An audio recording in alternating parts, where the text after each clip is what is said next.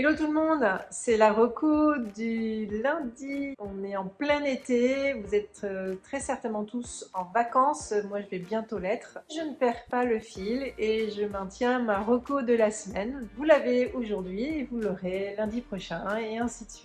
Je vais utiliser les retours que j'ai partagés avec certains d'entre vous, je vous remercie pour ça d'ailleurs. Aujourd'hui, je vais vous parler de l'alimentation pleine conscience. J'en ai échangé avec l'un d'entre vous. Je vais vous donner moi ma version de l'alimentation pleine conscience. Évidemment, l'alimentation pleine conscience, on en entend parler et ça va rejoindre des techniques plus émotionnelles qui vont aller chercher le ressenti.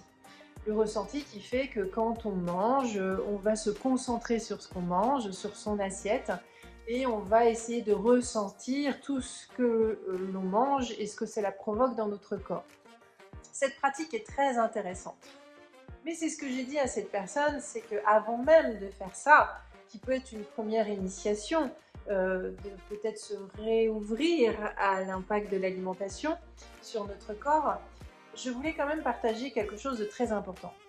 Si vous voulez avoir conscience de votre alimentation, la première chose qu'il faut faire pour véritablement être honnête avec cette notion-là, et j'utilise volontairement ce terme, c'est que être conscient de son alimentation, la manière dont on mange, la manière dont ça peut créer toute une émotion, eh bien c'est déjà d'écouter tous les signaux que notre corps nous envoie quand on mange. Et il peut nous envoyer beaucoup de signaux.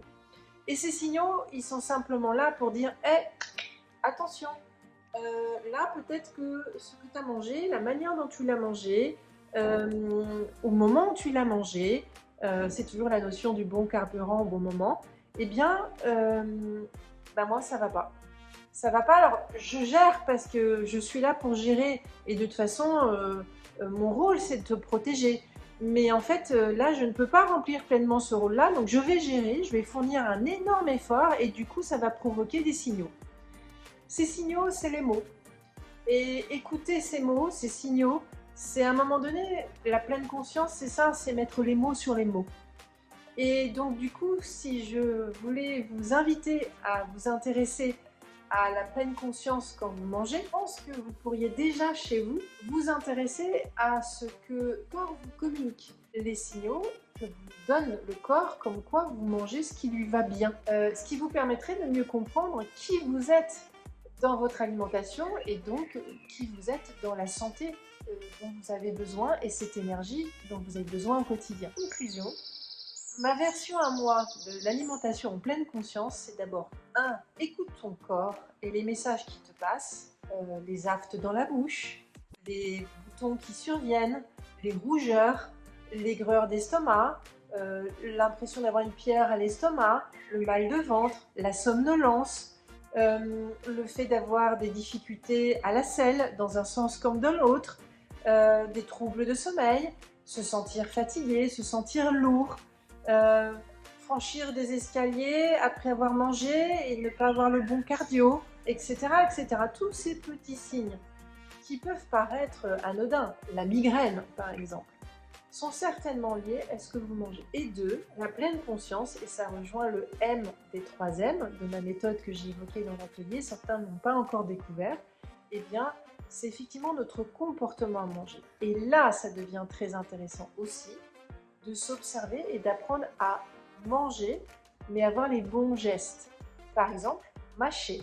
Pour ceux qui connaissent cet exercice parce qu'ils ont participé à l'atelier ou vu le replay, eh bien, effectivement, mâcher, prendre le temps de mâcher, mâcher, mâcher, est un acte de pleine conscience. C'était ma reco de la semaine. Ce serait intéressant que vous me disiez si vous avez une expérience de l'alimentation pleine conscience, ce que vous pensez de ce que je dis, vous pouvez faire de la controverse, je serais très intéressée.